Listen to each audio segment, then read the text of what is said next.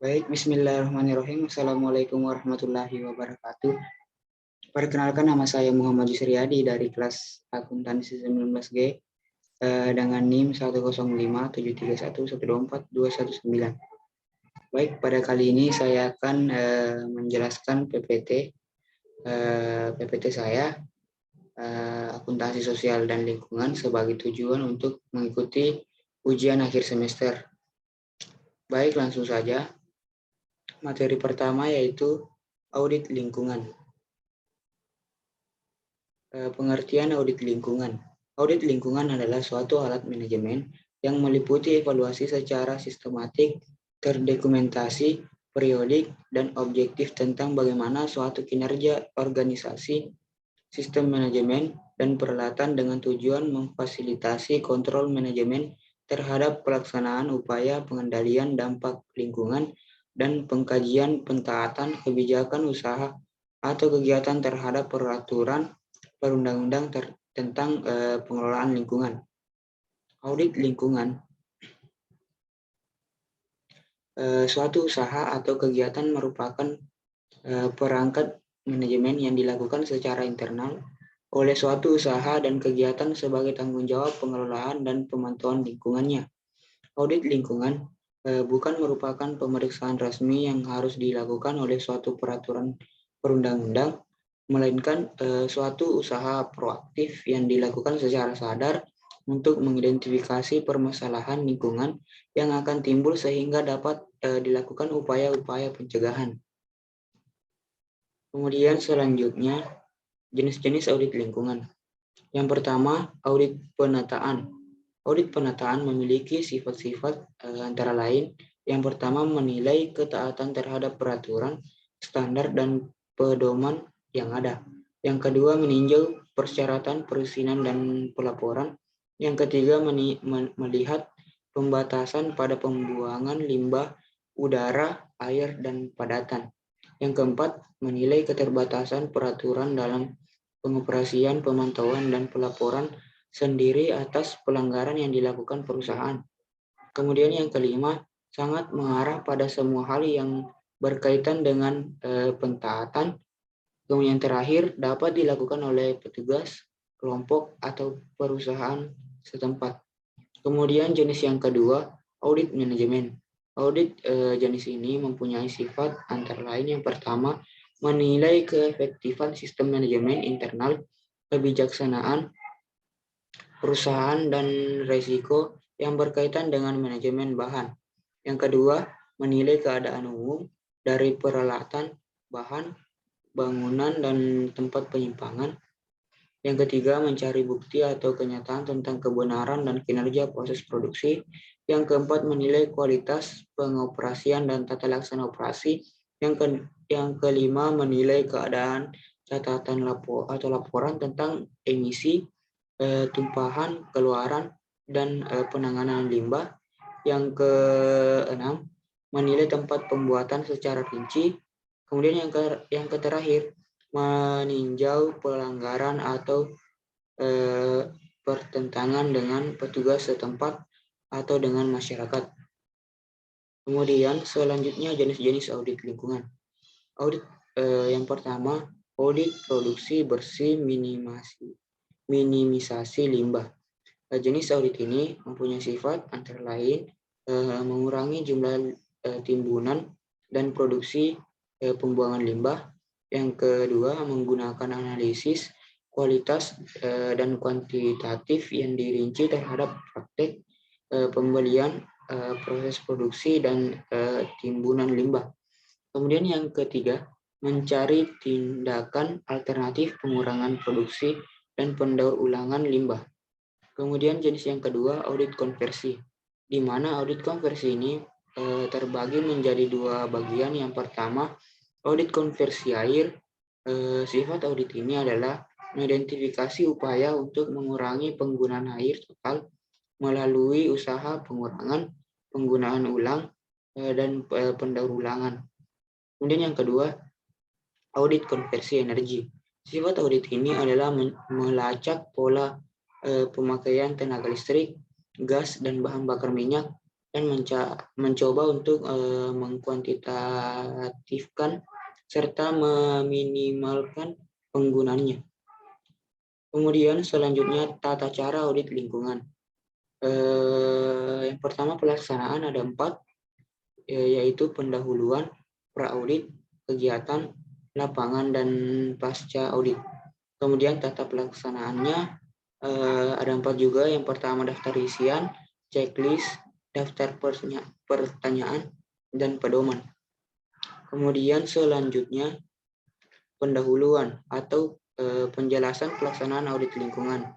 Yang pertama pendahuluan, penerapan audit lingkungan akan tergantung kepada jenis audit yang dilaksanakan, jenis usaha atau kegiatan, dan pelaksanaan oleh tim auditor. Kemudian kegiatan lapangan yang ada 6. Yang pertama pertemuan pendahuluan, pemeriksaan lapangan, pengumpulan data, pengujian, evaluasi hasil temuan, dan yang terakhir pertemuan akhir. Kemudian pra-audit. Kegiatan pra-audit merupakan bagian yang penting dalam prosedur audit lingkungan.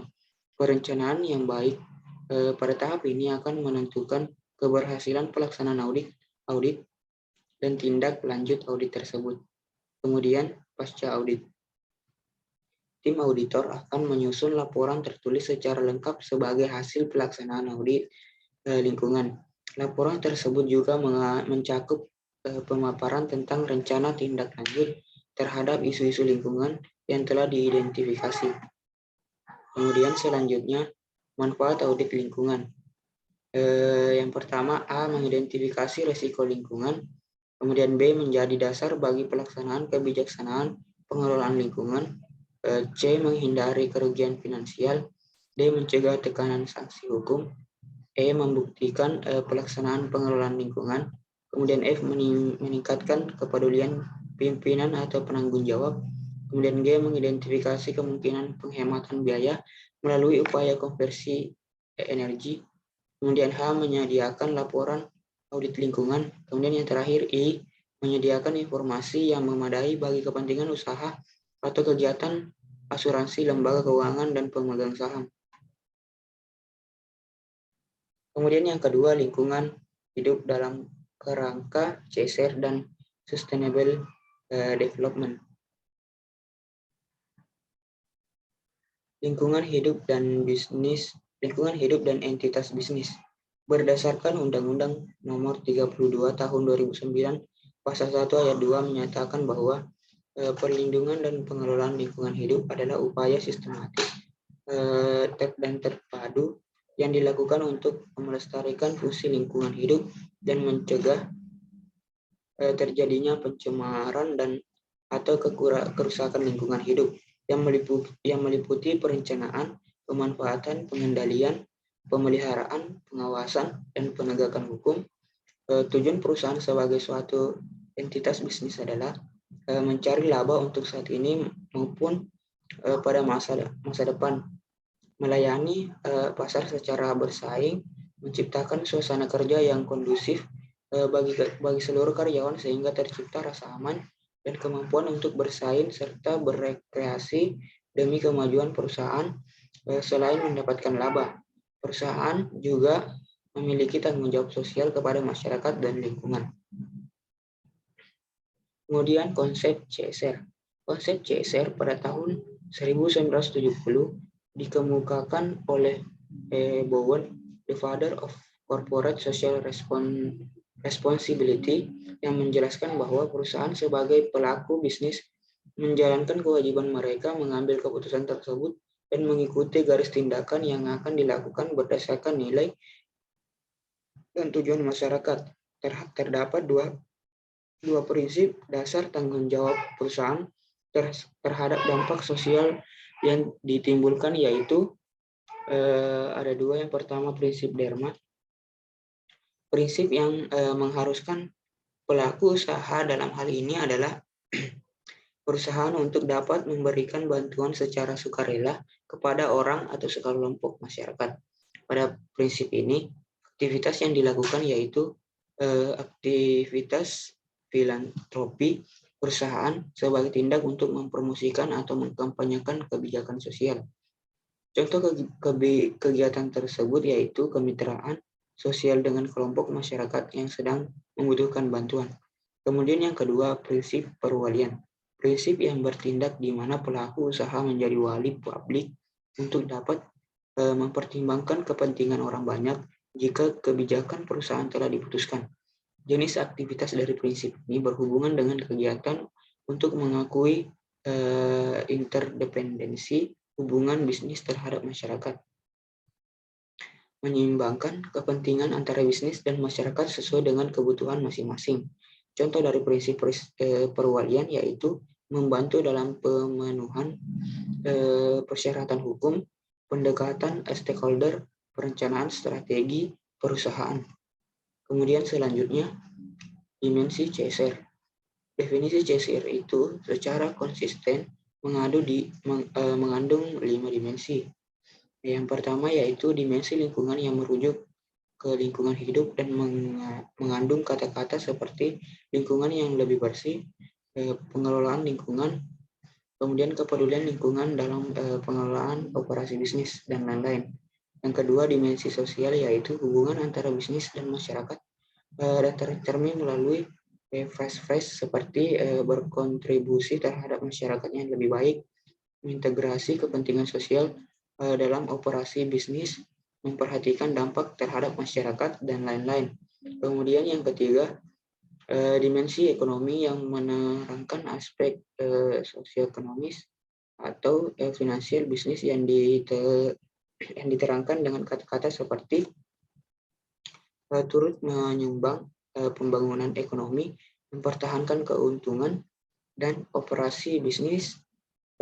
Kemudian yang keempat, dimensi pemangku kepentingan stakeholder yang bertujuan menjelaskan hubungan bisnis dengan pemangku kepentingannya dan dijelaskan dengan kata-kata seperti interaksi dengan pemangku kepentingan perusahaan, hubungan perusahaan dengan karyawan, pemasok, konsumen, dan komunitas, perlakukan terhadap pemangku kepentingan perusahaan, dan lain-lain. Kemudian yang terakhir, yang kelima, dimensi kesukarelaan sehubungan dengan hal-hal yang tidak diatur oleh hukum atau peraturan yang bercermin melalui phrase seperti berdasarkan nilai-nilai etika, melebihi kewajiban, hukum, voluntary, dan lain-lain. Kemudian yang terakhir, yang ketiga, lingkungan bisnis di era perdagangan bebas. Pemecahan masalah tentang perdagangan bebas. Ada 6. Yang pertama, perjanjian perdagangan bebas. Yang kedua, politik dan hubungan internasional dalam lingkungan bisnis nasional. Yang ketiga, peta politik dan kegiatan bisnis nasional. Yang keempat, ilustrasi iklim investasi Indonesia. Kemudian yang kelima, penegakan HAM dan CSR. Kemudian yang keenam, yang terakhir, analisa hubungan politik, perdagangan bebas, HAM, dan CSR. Baiklah, itulah tadi hasil presentasi PPT untuk ujian akhir semester saya. Apabila ada kekurangan atau kesalahan mohon dimaafkan. Akhir kata, billahi fisabilillah, wastabiqul khairat. Assalamualaikum warahmatullahi wabarakatuh.